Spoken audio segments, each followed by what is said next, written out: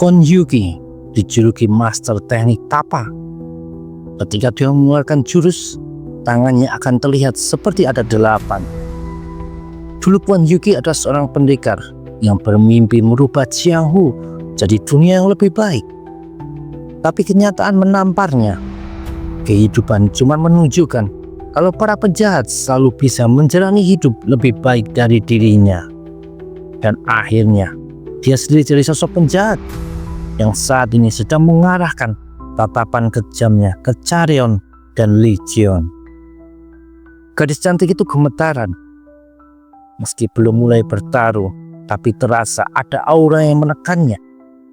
Lee Jeon menyadarinya, lalu berbisik ke Chaeryeon dan memintanya buat menghunuskan pedang terlebih dulu. Karena bagaimanapun, gadis itu harus bertarung. Chaeryeon pun memantapkan hatinya buat melawan Kwon Yuki yang tertawa kecil. Sepertinya kalian sudah tidak sabar buat mati, kata Kwon. Lalu melesat cepat ke depan mengarahkan pukulan tapaknya. Meski sempat menghindar, Chaeryeon tetap terkejut melihat kecepatan gerakan lawan. Sialnya, saat menghindar itu, Chaeryeon tersandung akar dan membuat punggungnya menabrak batang pohon besar. Terdengar suara membelah angin. Ternyata serangan Kwon Yuki masih berlanjut. Jurus tapanya mengarah ke kepala Chaeryeon. Beruntung gadis itu sempat menunduk dan jurus tapak menghancurkan batang pohon di belakang Chaeryeon. Disitulah rasa takut si gadis memuncak. Wajahnya panik. Pikiran buruk langsung muncul. Apalagi melihat ekspresi Kwon Yuki yang tertawa sadis dan kejam. Jangan bergantung sama teknikmu saja. Biarkan badanmu mengikuti aliran pedang. Teriak Lee Jeon mengagetkan Chaeryeon. Kakimu tidak menggerakkan pedang, tapi mengikuti pedangmu. Chaeryeon tersadar dan menemukan kembali keberaniannya. Sedang Kwon Yuki tertawa dan mengejek, Lee Jeon bermulut besar untuk orang yang bersembunyi di belakang seorang wanita. Chaeryeon menyerang saat Kwon sedang bicara. Tapi meski tiba-tiba, pria itu tetap bisa menghindari sabetan pedang. Gadis itu berpikir kalau dia ketakutan dan tidak melawan, tentu nyawanya dan nyawa Lee Jeon akan terancam. Jadi Chaeryeon terus merasek maju, menyerang Kwon Yuki. Yang sangat bikin mata melotot, bisa menangkis gerakan pedang Chaeryeon hanya dengan kedua telapak tangannya. Bahkan Kwon Yuki tertawa dan mengejek jurus Chaeryeon hanya kayak permainan anak-anak. Kembali satu tapak mengarah ke muka Chaeryeon yang dengan sigap melompat ke belakang agar tidak terkena. Kemudian kembali Lee Jeon menasihati kalau gerakan Chaeryeon tidak efektif. Alih-alih mengeluarkan serangan mematikan, dia malah terlihat seperti sedang melakukan pertunjukan saja. Chaeryeon tentu kaget karena gerakan ini adalah teknik berpedang yang diajarkan sang ayah sejak dia kecil. Tapi Chaeryeon juga mengingat di mana dia merasa tidak berkembang akhir-akhir ini, seolah tidak nyaman dengan teknik yang dia pelajari selama ini. Cepat seperti panah, tapi juga lambat seperti kura-kura, dan mengalir seperti air. Berat tapi lembut, kata Lee Jeon. Meskipun Chaeryeon bingung bagaimana bisa pria yang ketakutan dan minta dilindungi ini memberikan nasihat untuk teknik berpedang keluarganya. Tapi dia berpikir mungkin hal itu patut dicoba. Chaeryeon bergerak berdasarkan nasihat dari Lee Jeon. Yang tak disangka, meski cuma berhasil memotong rambut, tapi barusan hampir saja mengenai Kwon Yuki tanpa sempat ditangkis. Di sisi lain, Kwon Yuki jadi geram. Dia menyerang maju ke arah Chaeryeon dengan emosi. Dasar bocah sialan. Jurus tapak Kwon memang sempat ditangkis pakai pedang sama Chaeryeon, tapi gadis itu tetap terpental jauh ke udara karena kekuatan jurus Kwon Yuki yang belum selesai. Dia bersiap menunggu jatuhnya Charion dan memberikan serangan pamungkas. Tapi dia malah kaget karena tiba-tiba gadis itu menghilang dari pandangannya. Kemana gadis itu? Di sini, Kon menoleh dan terkejut melihat Legion melayang di udara sambil menggendong Charion yang sudah pingsan. Mata Kon Yuki terbelalak tidak percaya. Langkah hampa. Lalu Jeok berjalan turun ke tanah, seakan menapaki tangga tak terlihat. Ini jurus langkah bunga gugur dari Tenet Heavenly Thunder. Mungkin kau tidak tahu, karena ayahku memang jarang menunjukkan seni bela dirinya. Badan Kon Yuki gemetaran sambil menunjuk ke arah Legion. Bagaimana mungkin bocah sepertimu menguasai jurus luar biasa itu? Dan malah dijawab dengan sebuah serangan cepat yang tepat mengenai muka Kwon, membuatnya terpental jauh ke belakang. Satu serangan itu mampu menyadarkan Kon Yuki kalau pemuda di depannya memiliki kemampuan yang jauh di atasnya. Dengan suara bergetar, dia mulai memohon ampun agar jangan dibunuh. Kalau ayahku di sini, dia pasti memintaku buat memaafkanmu. Tapi ibuku juga selalu berkata, kalau kami tidak akan menjalani hidup seperti itu. Meski diucapkan dengan nada biasa saja, tapi sangat terasa aura yang mengintimidasi. Kon Yuki melompat ke belakang dan berusaha lari secepat mungkin. Legion meraih salah satu pedang di punggungnya. Meski jalan ayahku benar, tapi aku memilih mengikuti jalan ibuku, lanjut Legion. Terdengar suara berdengung keras. Kon menoleh ke belakang tanpa menghentikan larinya. Dia melihat aura merah menyelimuti pedang di tangan si pemuda. Legion bergumam pelan, pedang iblis utara, lalu mengangkat pedang tersebut dan menyabetkannya dengan cepat. Aura merah tadi melesat keluar dari bilah pedang dan mengejar Kon Yuki yang cuma bisa terkejut saat. Lalu sedetik kemudian badannya terpotong-potong jadi beberapa bagian. Jeok tersenyum sadis melihat cipratan darah Kon Yuki memenuhi udara. Jalan hidup ayahku terlalu membosankan.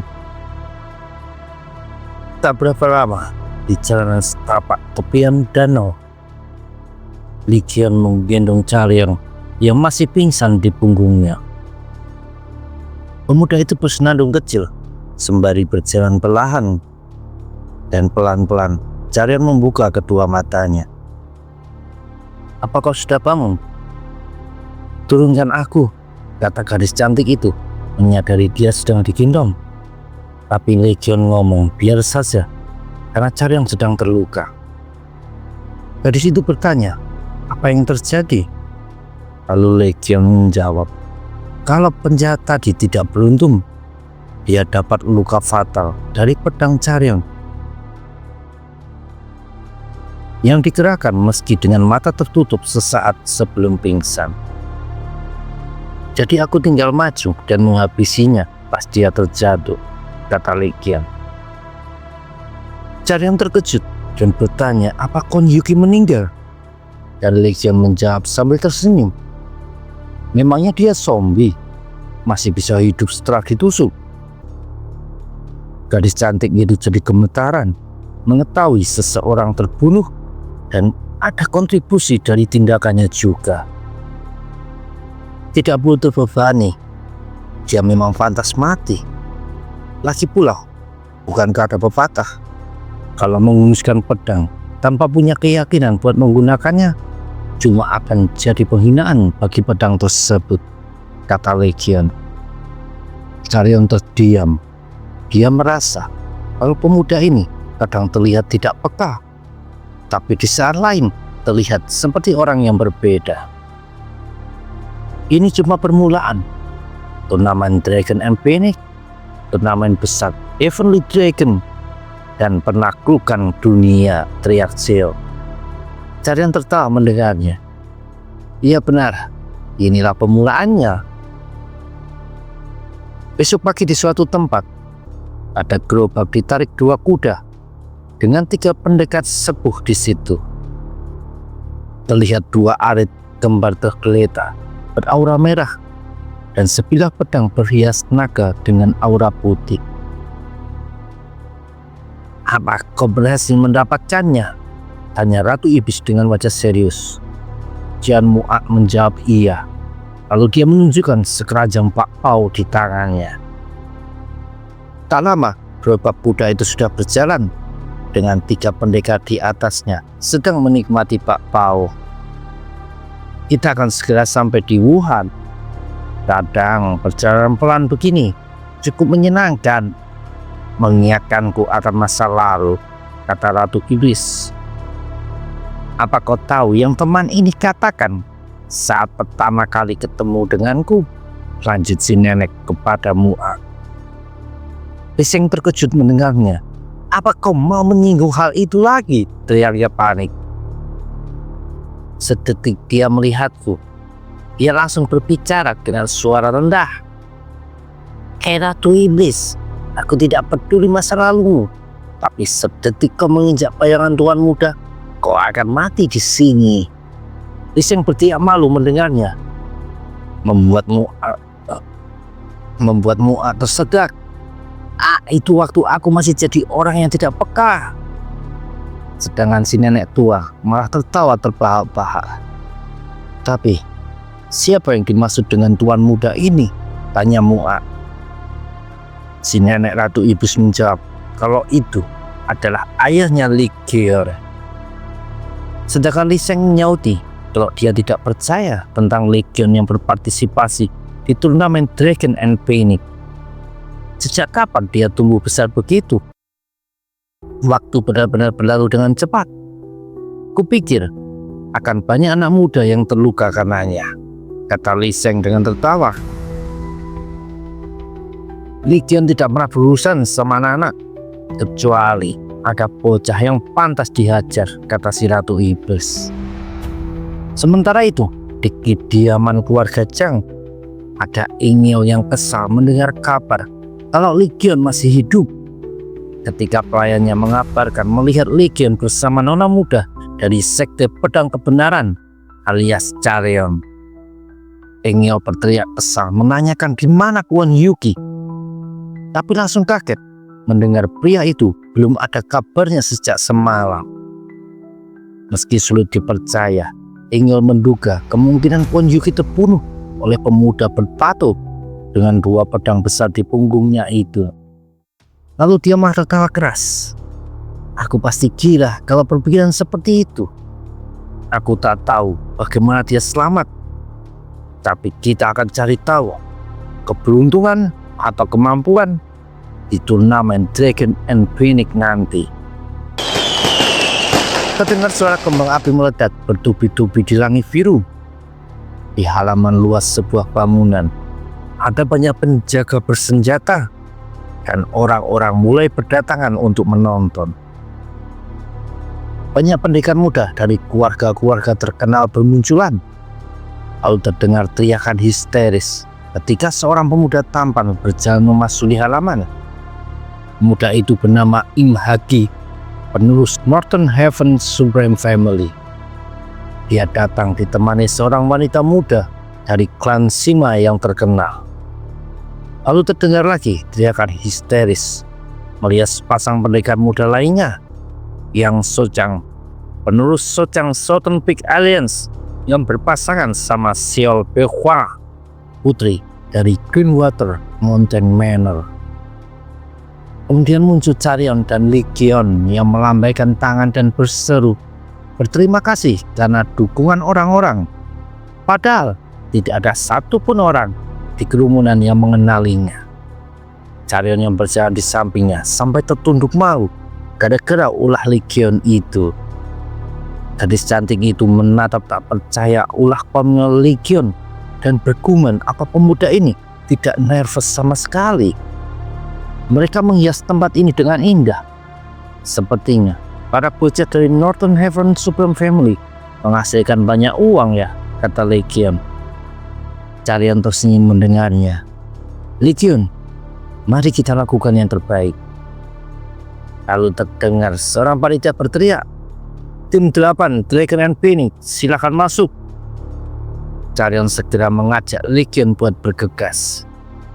Saat keduanya berjalan melewati si panitia, pria tadi berkata, jangan menyentuh apapun dan tunggu saja. Legion tersenyum dan ngomong, bicara seperti itu malah kayak menyuruh kita menyentuh sesuatu kan? Keduanya masuk ke sebuah ruangan yang sudah berisi beberapa pasang pendekar muda di situ. Carian bingung apa yang harus mereka lakukan. Sedangkan Legion melihat sebuah tulisan yang berbunyi, pertandingan dimulai sejak masuk. Carian pun bingung setelah ikut membaca tulisan tersebut. Sedangkan Legion malah bergumam dia mengerti. Lalu menunjuk ke sebuah lukisan dan bilang kalau ada yang aneh dengan hiasan dinding tersebut. Carian mengamati lukisan itu. Lalu dia berteriak, aku mengerti.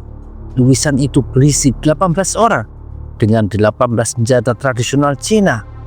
Apa itu artinya? Itu tak berarti apa-apa. Itu cuma jebakan untuk menarik perhatianmu kepada 18 senjata tradisional tersebut, kata Legion. Carian jadi bingung. Apa berarti ada maksud lain tersembunyi di lukisan ini? Lalu Legion menyuruh gadis cantik itu melihat lebih teliti. Dan tak butuh lama, Carian menyadari kalau orang-orang di lukisan itu yang memegang senjata seperti terlihat bertarung. Tapi semua matanya dilukis sedang melihat ke satu titik, sebuah mangkok dupa yang menyala.